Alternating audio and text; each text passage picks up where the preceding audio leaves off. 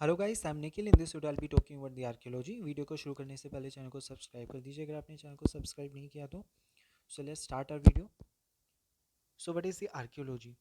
Archaeology is the study of the human past through material remain.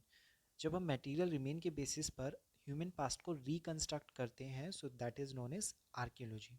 Material remain includes all the artifacts, seals, coins, sculptures, inscription, and so on and so forth. Sir Alexander Cunningham is the father of Indian archaeology. Okay, so let's come to the very important terms used in archaeology. So let's discuss culture first. Okay, so culture, as we perceive culture in our daily life, culture is something different according to archaeologist. Archaeologist के हिसाब से culture is something different. Okay, archaeologist के हिसाब से culture क्या चीज़ होती है कि पीपल या लोगों का जो बिहेवियर होता है, उनका प्रैक्टिस होता है, डेली लाइफ स्टाइल होती है, that comes under the culture according to archaeologist. Okay, so जैसा हम कल्चर को परसीव करते हैं, आर्कियोलॉजिस्ट वैसा कल्चर को परसीव नहीं करते। उनके हिसाब से culture is something different, and culture is according to archaeologist, culture is all the behaviour and the practices of people. So जो कि वो सोशल ग्रुप से सीखते हैं। सो आर्टिफैक्ट वो सारे पोर्टेबल ऑब्जेक्ट्स होते हैं जो कि ह्यूमंस अपने यूज़ के लिए उसको अल्टर करते हैं, उसको बदल देते हैं। ठीक है, अपने हिसाब से चीज़ों को बदल कर यूज़ करते हैं। जैसे कि मिट्टी से वो पोट्री बना लेते हैं, ठीक है, या फिर स्टोन से स्टोन टूल्स बनाते हैं। सो वो कन्वर्ट कर देते हैं for their own sake of benefit. Okay, so industry is a term which is use to describe a site. So industry एक साइट के लिए यूज़ किया जाता है जहाँ पर हमको सेम आर्टिफैक्ट जो कि सेम मटेरियल से बने हैं वो मिलते हैं। सो जैसे कि एक एग्जांपल है माइक्रोलिथ इंडस्ट्री। ओके, असेंबलेज, जितनी भी इंडस्ट्री होती है, जब हमको बहुत सारी इंडस्ट्री एक साइड पे मिलती हैं तो उनको असेंबलेज कहते हैं। सो फील्ड आर्कियोलॉजी क्या होता है? फील्ड आर्कियोलॉजी में आर्कियोलॉजिस्ट एक्सप्लोर करते हैं, एक्सकेवेट करते हैं at the site itself. Okay, site पर जाकर उसको एक्सप्लोर करना, उसको एक्सकेवेट करना, that is known as the field archaeology. And sites क्या होता है? Very important, we are discussing sites. Okay, so sites are the place where the material of past human activity can be identified. कहीं से हमको कोई past का कोई material remain मिला है तो वो साइट हो जाएगी। लाइक हमको मेजोलिथिक पेंटिंग मिलती है भीमबेटका से, तो भीमबेटका हमारे लिए मेजोलिथिक साइट हो गई। ओके, हमको कोई हमको कॉटन के एविडेंस मिलते हैं मेहरगढ़ से, तो मेहरगढ़ एक साइट हो जाएगी। ओके, या हमको लोथल या कालीबंगन से फायर एल्टर्स की एविडेंसेस मिलते हैं, तो वो हमारे लिए फायर एल्टर्स की एक साइट हो जाएगी। सो साइट को कैसे डिस्कवर किया जाता है? साइट्स को किसी लिटरेचर में हमको कोई क्लू मिल गया, उसके बेसिस पर डिस्कवर किया जाता है। जैसे कि इंद्रप्रस्थ को डिस्कवर किया गया, okay, on the basis of clue which is find in literature. और बाकी कौन से मेथड्स हैं? लाइक रीजनल और विलेज सर्वे होते हैं, तो उसमें भी साइट्स मिल जाती हैं, ठीक है, डिस्कवर हो जाती हैं। एरियल फोटोग्राफी से हमको पता चलता है, ड्रोन कैमरास की मदद से हमको बहुत बड़े लैंडस्केप की फ़ोटो लेने में मदद मिलती है, उनका लैंडस्केप पता चल जाता है। मटेरियल मेटल प्रॉप्स और रोड्स की मदद से आपने देखा होगा, बहुत सारे रोड्स एंड डिटेक्टर्स होते हैं जो ज़मीन के ऊपर चलते हैं, एंड वो ज़मीन के काफ़ी नीचे गहराई में जितनी भी मेटल्स होती हैं उनको डिटेक्ट कर लेते हैं। So these are the metal props. Landsat imagery includes जिसमें हम लैंड के जितना भी सरफेस होता है, उसके जितना भी लैंडस्केप होता है, उसको एनालाइज कर पाते हैं। एंड हम ये जान पाते हैं कि वहाँ पे कोई रिवर बेड तो नहीं था पहले, या पहले कोई और दूसरी रिवर तो नहीं बहती थी। और बहुत सारे एविडेंसेस हमको लैंडसेट इमेजनरी से भी मिल जाते हैं। सो साइंटिफिक टेक्नोलॉजीज इन आर्कियोलॉजी, आर्कियोलॉजी में बहुत सारी साइंटिफिक टेक्नोलॉजीज यूज़ होती हैं, टेक्निक्स यूज़ होती हैं। Let's come to very important term here is archaeometry. Archaeometry में क्या होता है कि बहुत सारी साइंटिफिक टेक्नोलॉजी, टेक्निक्स और जितने भी एनालिसिस इन्वॉल्व होते हैं, जिसमें मेजरमेंट हो गया, सो इन सब एंशियंट ऑब्जेक्ट, तो वो सब आ जाता है आर्क्योमेट्री में। पैलियो पैलियोटोलॉजी में आते हैं जितने भी डेड ऑर्गेनिज्म होते हैं उन जो कि बहुत लंबे टाइम से ज़मीन में ही रह गए थे, तो उनके स्टडी को पैलियोटोलॉजी में हम स्टडी करते हैं।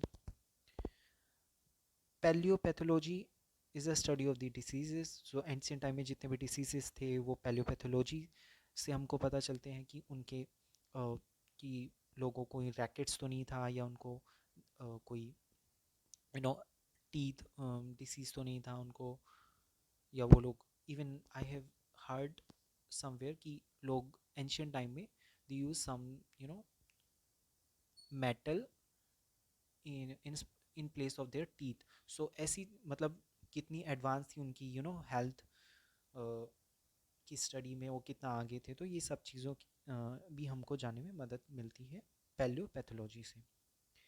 So let's come to the dating method which is used in archaeology, like radiocarbon dating, very well known method, and you must heard about that. Okay, so thermoluminescence, potassium argon, electron, spin resonance, uranium series, fission track, paleomagnetic dating, amino acid analysis, dendrochronology which includes tree ring dating, optically stimulated for infrared stimulated luminescence. So these are comes under the dating methods, and if you're interested you can read, and I urge you to read them. um, okay, so let's come to the radiocarbon dating. That is very important method, and it is discovered by Willard Libby in 1949। इसको 1949 में discover किया गया था। इसको carbon 14 dating method भी बोला जाता है, कार्बन डेटिंग मेथड भी बोला जाता है। ये हमको किसी भी मटेरियल में जो कि लिविंग ऑर्गेनिज्म है उसकी डेट जानने में मदद करता है कि वो कितने साल पुरानी है। ओके, सो ये किस साइंटिफिक मेथड पे बेस्ड है? ये इस मेथड पे बेस्ड है कि एटमॉस्फेयर में एक फिक्स्ड अमाउंट में कार्बन 12 और कार्बन 14 होता है। तो कोई भी लिविंग ऑर्गेनिज्म जब वो जीता है तो वो एब्जॉर्व करता है कार्बन अपने लाइफ स्पान में, ठीक है। तो अपनी जब वो जिंदा होता है तो वो कार्बन एब्जॉर्ब करता है, लेकिन जब वो मर जाता है तो वो कार्बन डिके करने लग जाता है, उसका कार्बन धीरे धीरे कम होने लग जाता है उसकी बॉडी से। कोई भी लिविंग ऑर्गेनिज्म है, और ये कार्बन जो होता है उसकी बॉडी से 5730 सालों में आधा खत्म हो जाता है, ठीक है। सो आप ऐसा मान सकते हैं 11,000 या 12,000 के करीब वो पूरा कार्बन डिके हो जाता है उसका। सो इस बेसिस पर हम रेडियो कार्बन डेटिंग को यूज़ करते हैं टू determine डेट और age of material which is are living organism. Okay, so ये इस मेथड में हम कार्बन डेटिंग मेथड में हम किसी भी लिविंग ऑर्गेनिज्म में कितना कार्बन है उस अमाउंट को मेज़र करते हैं, और उसके बेसिस पर हम उसको डेट करते हैं कि ये कितने साल पुराना है, ठीक है। और ये एक अप्रोक्सीमेट मेथड है, ऐसा सोचना गलत होगा कि ये एग्जैक्ट डेट बताता है हमको। हाँ, ये एक अप्रोक्सीमेट एक हमको आइडिया दे सकता है रफली कि इतना इतना टाइम पीरियड में कोई कोई चीज़ रही होगी। तो ये हमको एक अप्रोक्सीमेटली और रफ आइडिया देता है। It didn't provide it you know ये हमको कोई एग्जैक्ट डेट नहीं बताएगा कि इस दिन ऐसा ऐसा ये सब, ठीक है। So other very important facts are like here terms like ethnoarchaeology में वो होता है जैसे ट्राइब्स पहले के टाइम पे रहती थी, बैंड क्या होता था, बैंड सोसाइटी क्या होती थी, ट्राइब चीफ कौन होता था, किस बेसिस पर होता था, ट्राइबल सोसाइटी क्या होती थी, सोसाइटी कैसे डेवलप की। तो ये सारे जितनी भी बहुत कॉम्प्लेक्स प्रोसेस हैं कैसे कैसे हुई, तो ये हम कैसे जान सकते हैं। आज भी बहुत सारी ट्राइब हैं, लाइक हम नॉर्थ ईस्ट में चले जाएं या फिर छत्तीसगढ़ एरिया में इंडिया में या अंडमान निकोबार में आप देख सकते हैं, तो वहाँ पे बहुत सारी ट्राइब्स हैं जो कि आज भी उसी तरह का लाइफ स्टाइल है उनका जैसा कि हम न्योलिथिक और मेसोलिथिक के टाइम पर देख सकते हैं।